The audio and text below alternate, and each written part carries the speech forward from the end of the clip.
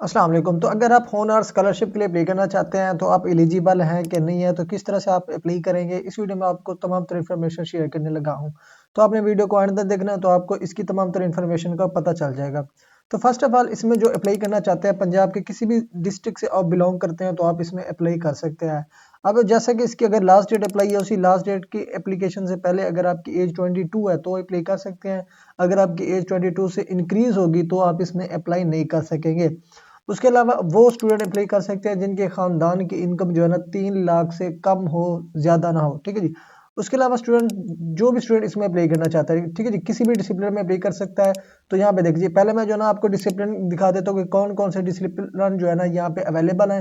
जिस भी डिसिप्लिन से आप बिलोंग कर सकते हैं तो आप अप्लाई कर सकते हैं। अब यहाँ पे देखिए स्टूडेंट, ये डिसिप्लिन है, इन डिसिप्लिन में से किसी भी डिसिप्लिन से आप बिलोंग करते हैं, आप इस स्कॉलरशिप के लिए एलिजिबल है, होनहार स्कॉलरशिप के लिए एलिजिबल है, आप अप्लाई कर सकते हैं। ठीक है जी।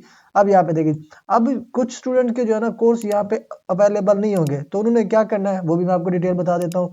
उन्होंने जो है ना एक काम करना है, इनमें से कोई भी जो रिलेटेड उनका कोर्स होगा ना वो यहाँ से उन्होंने सिलेक्ट कर लेना है। ठीक है जी, आगे समझ। उसके बाद हम बैक स्पेस पे आते हैं कि उसके बाद स्टूडेंट यहाँ पे कौन कौन सी यूनिवर्सिटीज एलिजिबल है, कौन कौन सी यूनिवर्सिटी और कॉलेज लिस्टेड है। अब यहाँ पे चेक कर लेते हैं कि कौन कौन से यूनिवर्सिटीज़ और कॉलेज यहाँ पे एलिजिबल है, इस स्कॉलरशिप के लिए अप्लाई कर सकते हैं जो जो स्टूडेंट इन यूनिवर्सिटीज़ में या इन कॉलेज में पढ़ते हैं। अब यहाँ पे देखिए स्टूडेंट, ये तमाम तरह यूनिवर्सिटीज़ जो है ना या मेडिकल कॉलेज की लिस्ट आपको यहाँ पे मिल जाएगी। आपने यहाँ पे अपनी यूनिवर्सिटी या अगर आप किसी कॉलेज में पढ़े हैं तो यहाँ पे कॉलेज की लिस्ट आपने देख लेनी है, ये कंप्लीट लिस्ट है। ठीक है जी। अब एलिजिबिलिटी आप चेक कर सकते हैं इधर से। उसके अलावा आप मेडिकल कॉलेज या डेंटल कॉलेज में पढ़े हैं, एमबीबीएस या बीडीएस कर रहे हैं, या किसी भी कोर्सेज में आप पढ़े हैं, तो जो जो मेडिकल कॉलेज यहाँ पे लिस्टेड है, इन मेडिकल कॉलेज में से जो भी स्टूडेंट पढ़ रहा है इस स्कॉलरशिप के लिए एलिजिबल है, वो अप्लाई कर सकता है। उसके बाद स्टूडेंट आपने मेडिकल कॉलेज भी देख लिए। उसके बाद यहाँ पे नीचे जी वो कहते हैं कि जी मिनिमम जो मार्क परसेंटेज है, आप ये भी देख सकते हैं। वो कहते हैं कि जी जो पब्लिक सेक्टर मेडिकल और डेंटल कॉलेज है ना, उनकी मार्क्स परसेंटेज 80% से ज्यादा हो, कम ना हो। और जो फेडरल और प्राइवेट यूनिवर्सिटीज हैं उनकी जो है ना 70% से ज्यादा हो साइंस सब्जेक्ट में। अगर आर्ट्स और सोशल साइंस है तो 65% होनी चाहिए। उसके अलावा जो पब्लिक सेक्टर यूनिवर्सिटीज है ना उनकी 70% से ज्यादा होनी चाहिए।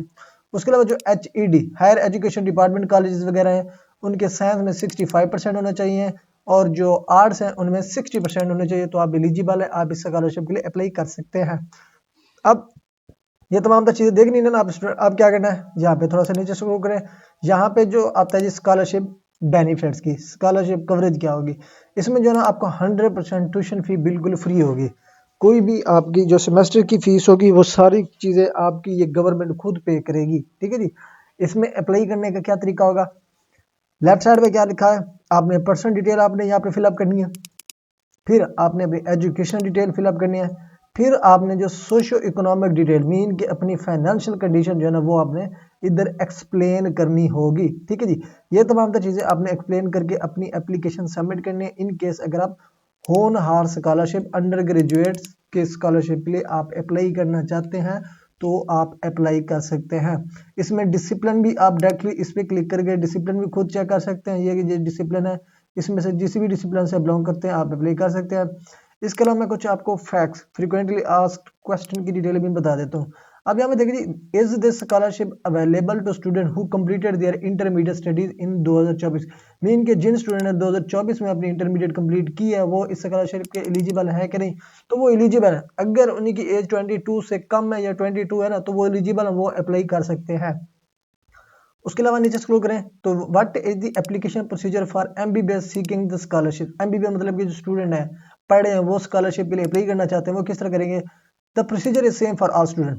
ठीक है जी। आपने क्या करना है, ये वेबसाइट है, इसी वेबसाइट पे जो है ना आपने जो है ना अपनी एप्लीकेशन सबमिट करनी है। ये जो है ना इधर इनकी वेबसाइट है, इधर इसको कॉपी करके आप यहाँ पे पेस्ट करेंगे, सेम ये वेबसाइट जो है ना ओपन हो जाएगी जहाँ से आपको एप्लीकेशन सबमिट करनी होती है। ठीक है जी।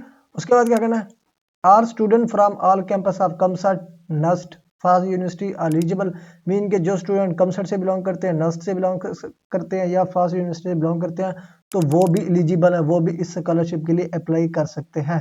ठीक है जी। उसके अलावा मार्क परसेंटेज कितनी है, तो अगर अप्लाई करना चाहते हैं 80% for MBBS BDS, 75% science subject, और 75% science subject, 70% for social sciences and art subject in Punjab की पब्लिक जो यूनिवर्सिटीज़ हैं। 65% जो है ना साइंस सब्जेक्ट, 60% जो है ना सोशल सब्जेक्ट या art subject. Job HED public sector college of Punjab के हैं जिसमें BS प्रोग्राम ऑफर किया जा रहा है, तो वो अप्लाई कर सकते हैं। उसके बाद यहाँ पे नीचे स्क्रॉल करें, डेडलाइन एप्लीकेशन की क्या है, यहाँ पे इसकी जो है ना अभी डेडलाइन जो प्रीवियस ठहरी है, न्यू अपडेट नहीं हुई तो इसका कोई मसला नहीं है। उसके बाद सबमिशन के बाद आपने हार्ड कॉपी जो है ना सबमिट करने की जरूरत नहीं है, आपने सिर्फ ऑनलाइन ही इसकी एप्लीकेशन सबमिट करनी है। उसके बाद एफिडेविट की अमाउंट जो है ना आपने एफिडेविट जो है ना मिनिमम 50 वाला बना लेना है। आप किसी भी करीबी कोर्ट से या अदालत से या किसी भी कोर्ट से आपको जहाँ पे इजिली ये 50 वाला एफिडेविट मिल जाता है, स्टाम्प पेपर मिल जाता है, उसी पे ही आपने ये एप्लीकेशन के साथ फॉर्म सबमिट करना है online. Where can a student obtain affidavit, अब एफिडेविट कहाँ से मिलेगा, देखिए जी अब ये जो एफिडेविट का फॉर्मेट होगा ना इसी वेबसाइट पे ही अवेलेबल है, इधर से ही आपने डाउनलोड करना है। उसके बाद यहाँ पे जैसे if student has applied for a domicile can they apply for the scholarship using the, अब जिन स्टूडेंट ने जिनके का जो है ना डोमिसाइल नहीं बना हुआ था, डोमिसाइल अभी उन्होंने दिया हुआ एप्लीकेशन के लिए, तो वो अपने टोकन की बेस पे अपनी एप्लीकेशन सबमिट कर सकते हैं इन केस अगर उनके पास डोमिसाइल नहीं भी है तो भी कोई मसला नहीं है। उसके अलावा ये जो है ना मैंडेटरी है डोमिसाइल, यस डोमिसाइल मैंडेटरी है, इस स्कॉलरशिप के लिए डोमिसाइल मैंडेटरी है। उसके अलावा how can a student select specific program that are missing from, अब जो है ना ये देखिए जी अब मैंने ऑलरेडी आपको वीडियो के शुरू में बताया था जिन स्टूडेंट का कोर्स इस लिस्ट में मौजूद नहीं है तो वो अपना कोर्स कोई नियर बाई कोई सब्जेक्ट है ना उसको सिलेक्ट करके एप्लीकेशन सबमिट कर देगा, कोई मसला नहीं है। उसके अलावा ये देखिए जी can a student by his और हर रोल नंबर सिर्फ ही डज नॉट हैव, अब जो स्टूडेंट है ना जिसके पास अभी रजिस्ट्रेशन नंबर नहीं है सिर्फ रोल नंबर है तो वो रोल नंबर बेस पे अप्लाई कर सकता है। उसके अलावा can a student from semester other than the first apply for scholarship, no, ठीक है जी।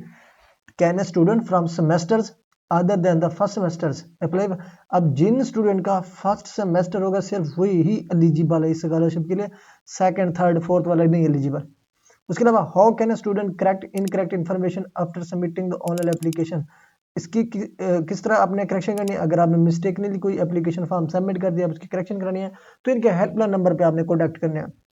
यहाँ पे देखिए ये इंस्टाग्राम है, ट्विटर है, आपको यहाँ पे ये कॉन्टैक्ट नंबर मिल जाता है, इधर आपने कॉन्टैक्ट करना है। उसके अलावा यहाँ पे देखिए जी इसकी जो SOPs हैं टर्म्स एंड कंडीशन है अपडेट कर दिए हैं।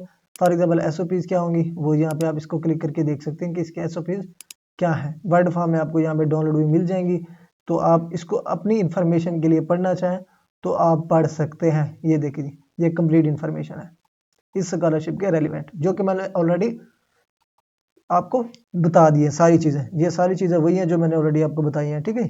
अब मजीद इधर से देखना चाहते हैं तो आप देख भी सकते हैं। अब एप्लीकेशन चलते हैं, ये एप्लीकेशन किस तरह की नहीं, यहाँ पे देखिए अप्लाई नाउ का ऑप्शन आपको मिलता है ना, अप्लाई नाउ पे क्लिक करेंगे। अप्लाई नाउ पे क्लिक करने के बाद आपने क्या करना है, यहाँ पे don't have an account register पे क्लिक करेंगे। जैसे आप रजिस्टर पे क्लिक करेंगे तो आपने फिर इसके पर्सनल इन्फॉर्मेशन जो है ना वो पुट करनी है। वो पुट करने के बाद आपने अकाउंट क्रिएट करना है, अपना जो यूज़र नेम आपने पासवर्ड लगाना था वो यूज़र नेम पासवर्ड आपने यहाँ पे लगा के और नीचे ये जो कैप्चा आपको स्क्रीन पे दिख रहा है सेम ये कैप्चा आपने इधर पुट करना है। पुट करने के बाद आपने एप्लीकेशन साइन इन करनी है। साइन इन करने के बाद जो आपकी पर्सनल इन्फॉर्मेशन है, एजुकेशनल इन्फॉर्मेशन है और आपकी फाइनेंशियल कंडीशन है वो सारी चीज़ें आपने फिलअप करिए, इसकी ऑनलाइन एप्लीकेशन सबमिट कर देनी है। इनकेस कोई भी आपको कोई मसला आता है तो इनके ये नीचे कॉन्टैक्ट नंबर दिया हुआ है, इस कॉन्टैक्ट नंबर पे आप कॉल करके कोई भी क्यूरीज है कोई भी कंप्लेंट है आप यहाँ पे सबमिट कर सकते हैं, कॉल कर सकते हैं। अदरवाइज उनके ईमेल पे भी आप कोई भी इश्यूज हैं आप इधर से भी आप हेल्पलाइन ले सकते हैं। तो अगर आपको ये वीडियो अच्छी लगी हो चैनल को सब्सक्राइब, वीडियो को लाइक कर दीजिएगा। मिलते हैं नेक्स्ट वीडियो में, तब तक के लिए अल्लाह हाफिज़।